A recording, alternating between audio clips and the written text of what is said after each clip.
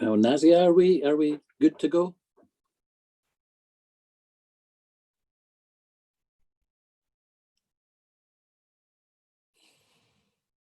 Yes. Thank you. Welcome, everybody. I can't see anyone, but I assume that you're all there. Welcome, everyone, to the first of the Royal Society of Edinburgh's Throwback Thursdays series of talks. This is a Thursday, so I guess the Society decided that it needed a throwback to complete the package. So, ladies and gentlemen, I'm honoured to be chairing today's session as your token throwback.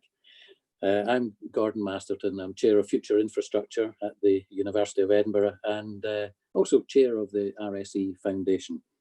In the spirit of the Society's role as Scotland's National Academy to advance learning and make knowledge useful, we're delighted that our first speaker in this series of talks is Professor Becky Lunn, Head of the Centre for Ground Engineering and Energy Geosciences of the University of Strathclyde. And Becky is definitely not a throwback. We will first play Becky's past talk. That's really the throwback in the title, I hope. And then we'll have 20 minutes or so available for Q&A session where you can interact with Becky and post your direct questions. And in fact, I think you can post your questions as the video is playing, and we'd prefer you to do so that there's a quick restart after the little video clip, which lasts about 3.5 minutes or so. So the Q&A button on your screen should appear top right if it's a PC, top bottom right if it's a PC, or top right if it's an iPad. Somewhere in there, there'll be a little tab that says Q&A. Press that, you'll be able to post your question. The event will be recorded and it will be live streamed on YouTube as well. So if everybody could, I think everybody is muted. I will be doing the same, and then Nazia will play the clip of Becky giving her talk.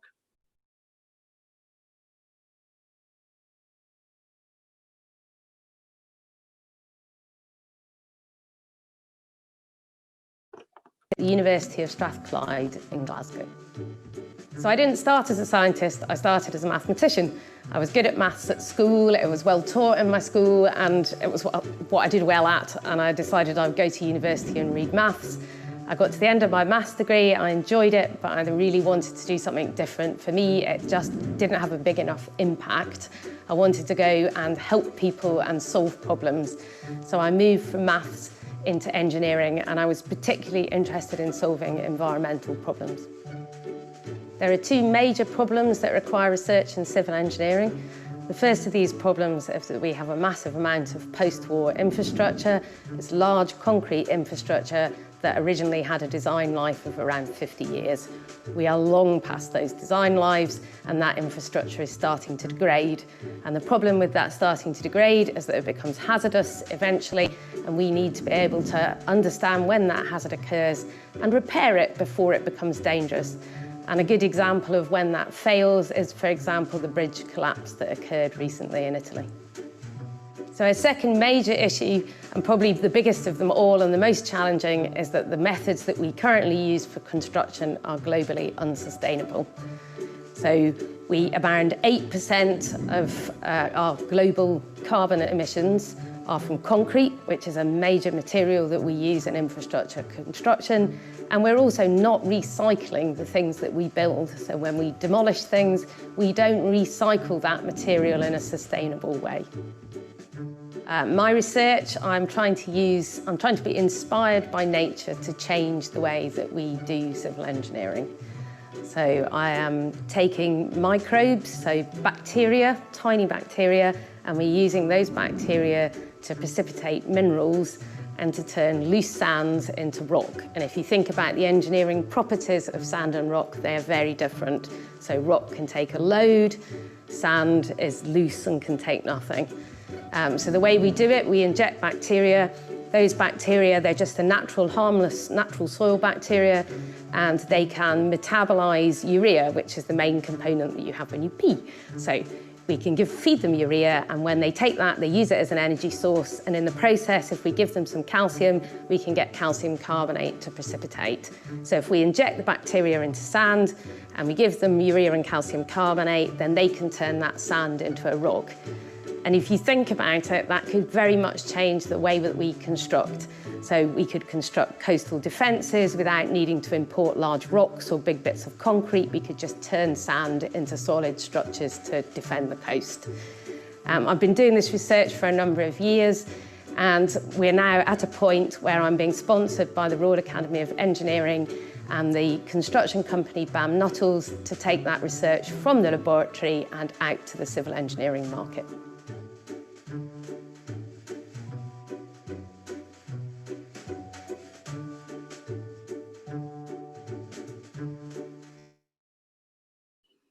Well, Becky, and thank you very much indeed for that pre-recorded clip. Fascinating insights into some really innovative, cutting-edge research in the field of infrastructure generally, actually. Now, I hope that has seeded the Q&As in the course of the questions. I don't see any coming up on my screen at the moment, Nazia. Nazia can keep me right if there are any that I'm missing. But just to get us going, Becky, if I could ask a question, use the chairman's prerogative, and ask you, how does the research that you're doing contribute to the challenges that we have to get to net zero carbon? Okay, so I hope that we'll have a significant impact. So the technology itself is low carbon. So we use local resource. We're looking at using local resources where possible. In fact, ideally, we'd like to use waste streams to grow the bacteria. We've done carbon accounting for the process itself. That is low, but in fact, close to net zero. But a very big difference, I think, is the lack of a need to move materials over very large distances. So at the moment, we import concrete, most largely. We import aggregates as well in the civil engineering industry. We import big rocks for coastal structures. Most of our granite-based rocks that we put on in coastal defences come from Norway, actually. So they're not ours. So we import a huge amount of materials. There's a carbon footprint in transporting that, and there is a carbon footprint in manufacturing things like cement, quite significant. And what we want to do is reduce. I'm not saying that we'll get rid of the requirement for concrete, we won't, but we could reduce the requirement for concrete significantly. So for example, there's a huge amount of concrete under the ground in buildings. So if you look at buildings, there's largely as much concrete under the ground as there is above in the foundations. And reuse of foundations is very rare. Actually, if we reconstruct, it's very rare. And that's largely because people are not sure about their performance and whether they've degraded. So for example, we could use our technique to improve foundations. So you could inject the bacteria, precipitate the calcium carbonate, and turn the soil that's surrounding the foundations into rock, and then test and improve them and enhance them for a new building, for example, which might mean that you didn't need to destroy them, and that in itself would have a big impact. Fantastic. Now, I'm pleased to say the system works. We do have a couple of questions appearing now in the Q&A. A reminder to everybody that's online, please think of the question, post it up on the list. That would be terrific. And Sam Simpson has asked a question. Can you give us examples from around the world where new materials are being used, which are carbon friendly? And can you tell us more about them? There are materials that are being used that are more carbon friendly, but largely not in major infrastructure, I would say. So there's low carbon concrete. So it's possible to purchase concrete that has a lower carbon footprint, that's made in a slightly different way, that has a lower carbon footprint, and to source the materials for that more locally as well, actually. But at the moment, there's no incentive to do so because of the way we procure in civil engineering. So at the moment, we procure, somebody specifies the job, and the cheapest bid pretty well wins it, as long as they can prove that they're technically competent. So I would say that we need to change the way we procure, so that the procurement process, particularly with government infrastructure, which is set to be a very major spend, asks it insists on meeting particular carbon targets, because there are, even without additional research, there are lower carbon ways of doing things than we currently use. But at the moment, it wouldn't be in a company's interest to use them, because they would probably lose the bid if it was a bit more expensive. So that needs to change. But actually, there are other examples of materials that are relatively low carbon: stone and timber, for example. So traditional, and mud. Traditional small scale construction materials, if they use local resources and are replanted, do not have a big carbon footprint. But that is going back to thinking about the way we've moved a very long way away from that, and we construct a different kind of infrastructure now, and we really need to rethink, I think, about whether that's what we do in the future. It was quick and easy and required probably a lower skill base in terms of craftsmanship, actually. And we probably need to go back to some of the more craft-based skills, at least for housing infrastructure. That's my personal view, but those are low carbon materials. Fantastic. And do you think, Becky, the current crisis, subsequent to COVID-19, could accelerate that process of local use of materials from a resilience perspective? So I think it could. I sit on some advisory groups for the Royal Academy of Engineering, and we have a working group that's looking at net zero carbon. And just last week, actually, we held a workshop that was a few academics, but mostly industry leaders within industry, discussing how we move forward rapidly as we come out of COVID, not to go back into something that is going to bring us more challenges, but to try to change what we do in the future. The government has just announced big investment in infrastructure to try and get the economy doing. What we should be doing is making sure that that is a different kind of infrastructure, and that we achieve that in a way that is getting closer to what we need for net zero. So my personal view is that we should treat it very much like the car industry, where we say by 2035, you will not be selling diesel and petrol cars, they will all be electric.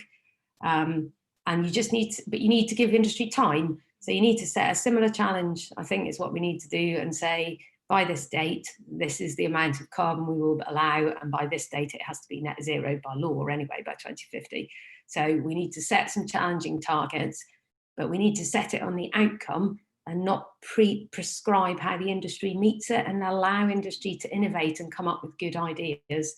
So not prescribe how we do it, but just what has to be achieved, and give people time to then develop and find different ways to do that.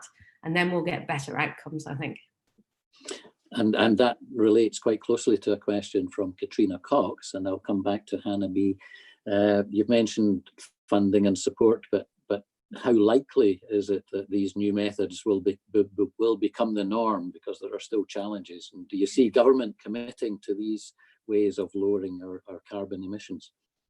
So my feeling is it will only happen if it becomes a legally binding target, outcomes-based target, in the same way it has been for the car industry, and that government need to set that and ensure that all government procurement, no matter where you are in the UK, all government procurement uses that target and uses that procurement process. Once you've set that, there are some things that need to be done to support industry in achieving it. So buildings need to be insurable. We need to talk to the insurance industry. At the moment, insurance industry is very happy to insure things we've been building for the last 30 years because they know they'll stand up, but they're less comfortable with new technologies, which actually inhibits innovation in the industry. And is one of the reasons that we build the same stuff all the time, is because actually it's quite hard at the way that we manage risk to build anything else. So we need some support for managing risk from government. And the civil engineering industry works on a 1% to 2% profit margin as well, which is not enough to invest in R&D. So government needs to allow, either through large infrastructure contracts or through other mechanisms, it needs to allow the industry to fund R&D, not all of it at universities by any means, some of it within companies, I think. But it needs, at the moment, that is just not allowed. The cheapest goes. There's no way of doing that as it stands at the moment. That needs to change. Great. And Hannah, don't worry, I'm saving yours for last, by the way. Sam's had a follow-up question. Are there certain certain towns or countries or areas that we should be worried about given their use of concrete to build structures in the past? And that applies to quite a lot of areas, but specifically thinking about the bridge in Italy that you mentioned in the talk, Becky, the collapse. I think that's very hard to answer. I mean, interestingly, the one that springs to mind was the West Coast rail line, where the bridge nearly collapsed and they had scour under the bridge pillars, and the West Coast line was shut for some time. But I think we were quite lucky that wasn't a major disaster. If you look at the videos, the bridge, when the last train goes over, the bridge is swaying. So it's not good. And then they shut it, and the line was shut and it was repaired. And I think that is a very difficult question. I don't have the answer to that. I think we need to improve the way we monitor. I think we can mitigate against risk by improving the way we monitor and using more modern techniques for monitoring. So not visual inspection, but geophysical techniques where we look for damage inside the structure. And we need to pick key bits of the network that are really safety critical, like the rail net, sort of big viaducts on the rail network. But that's, I don't think the industry could answer that one for you. Yeah. I think that's if only we knew job. I know. Next question is right up your street, Becky. It's from James Thomas. Would more biophilic architecture help improve sustainability in the UK? Or would these still rely on materials that contribute towards carbon emissions, like concrete? I could answer that if I knew what a biophilic. I think it might have been might be prompted by the reference to the bacteria introduced into the sand to make rock. I'm not sure. Anyway, I don't know what a biophilic piece of architecture is. So if you could type up an explanation of biophilic, and I'll answer if you don't mind. Well, James has got another one. Meantime, who's posted how has COVID-19 impacted your job, and how do you see it impacting your job in the future? And James, I hope you're typing a follow-up to the biophilic question. Meantime, so that's for me. I don't think the impact has been massive because I have family, I have 3 kids, but they are old enough that childcare responsibilities in the house is not massive. It's inhibited all our laboratory-based research, which is a real problem. And that's probably the biggest impact, is that most of the work that I do in the lab is in the laboratories, and that has had to stop completely. And until we get back in the buildings, that's not possible to restart it. So in terms of research progress, it has. It's obviously had a big impact on teaching, but that doesn't, at the moment, I have a Royal Academy of Engineering chair, which essentially buys me out for full-time research for 5 years to get this technology to market. So I'm not particularly involved in that. One thing I would say in this, though, is that before we move off this question, is that I think it has had a very big impact on some young staff and a disproportionately large impact on women. And if you look at the data that is now being collected, women are submitting fewer journal publications, and men in lockdown are submitting more. And the chances are that the problems that we have in our equality and diversity are set to get worse, because I think that women are picking up a much larger burden of the childcare in the house, no matter what anybody says about it.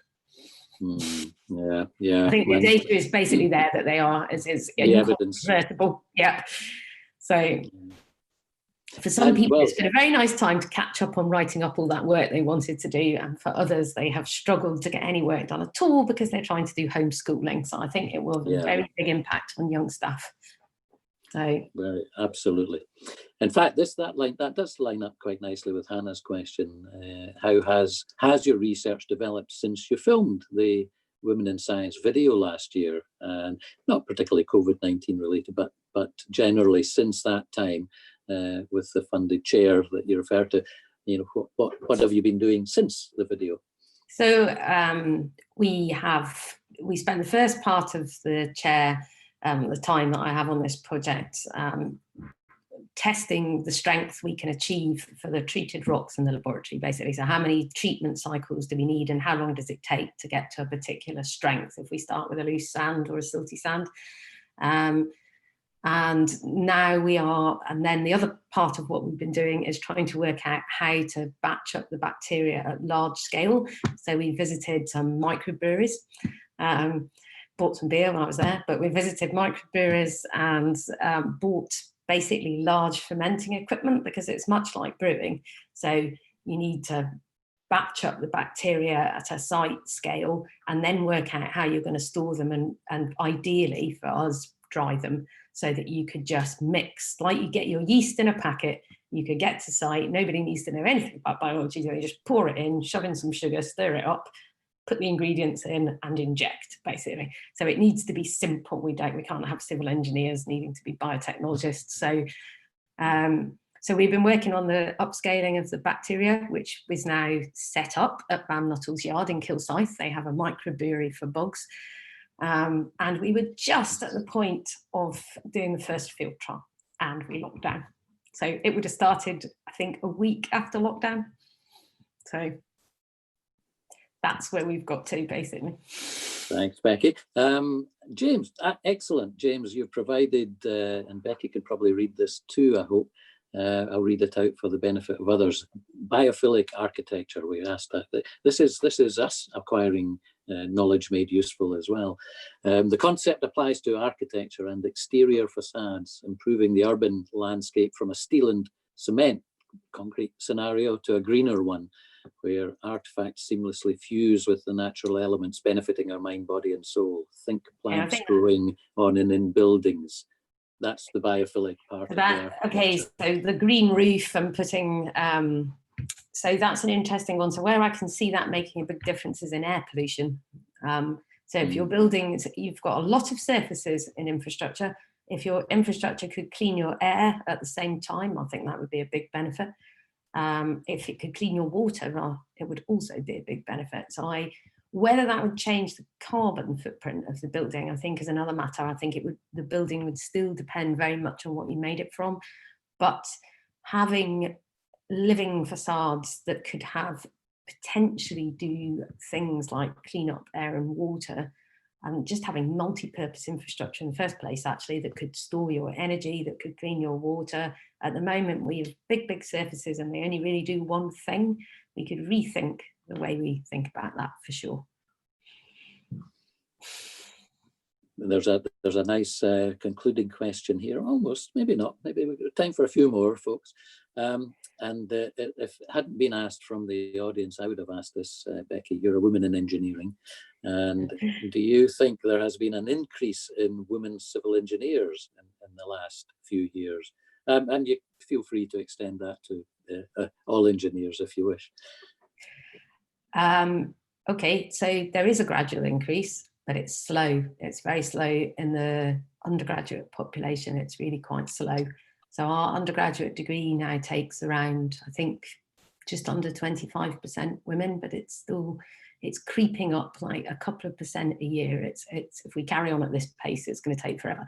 So there's a steeper climb, I would say, in women in academia, in research. And quite honestly, I think that is because by the time if you do an engineering degree as a woman, you have to be quite determined that it's the thing you want. You're probably going to be one of 1, 2, 3 girls in your physics class at school.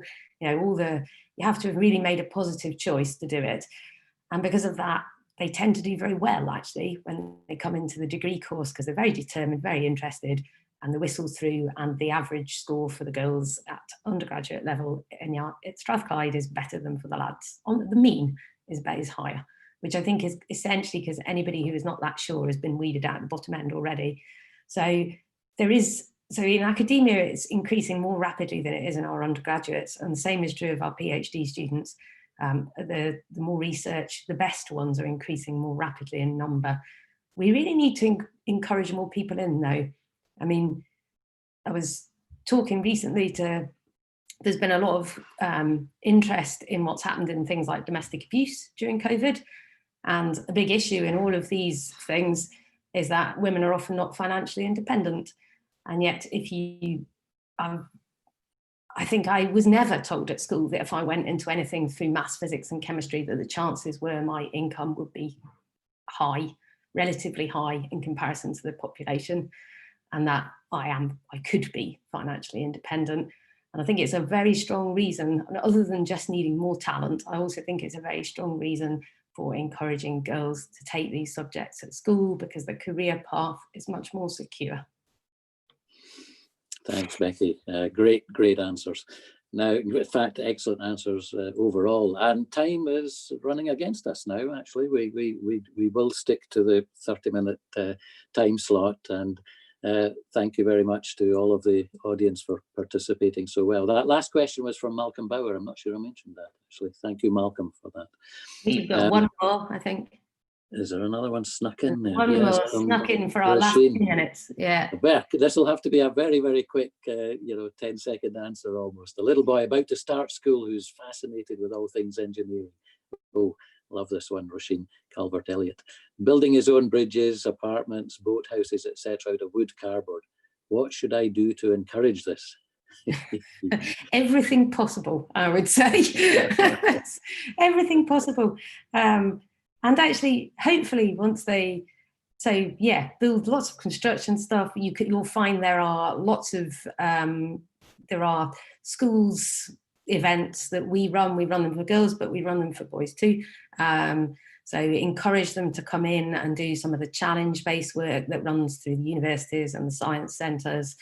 And I think as well, get them interested in the challenge as he gets older, get him interested in the challenges around the environment and what you want your urban infrastructure to look like, and what role it should play. We all know which cities we like visiting because they're nice to live in. So, thinking about what difference that you can make as well, I think, and not just what I would discourage people thinking about is, what's the tallest building that I could build? I think what's much more interesting question is, what's the most livable, most enjoyable to be in building that I could build? That's my... Here. The reason we do infrastructure is for people. It's for people, not for egos. Great. Yeah. Well, thank you, Becky, and thank you everybody for participating. If this was a vote of thanks at the end, of course, we would all hear your appreciation. But you can please join me in giving a virtual clap to Becky for the time that she spent, and the breadth of the coverage, really, from the technical aspects of Becky's research, but also societal issues, important societal issues like diversity for women in engineering and attracting the next generation of engineers. Thoroughly enjoyed the session. We would like you to complete a survey, give us feedback. This is the very first of the series of Throwback Thursdays. There will be a survey. It'll pop up on the screen after the event, and we'd really appreciate if you would complete that, and that'll be helpful for us designing the future program. So all that remains for me to say is thank you to everybody for participating, but especially Becky. Thank you very much.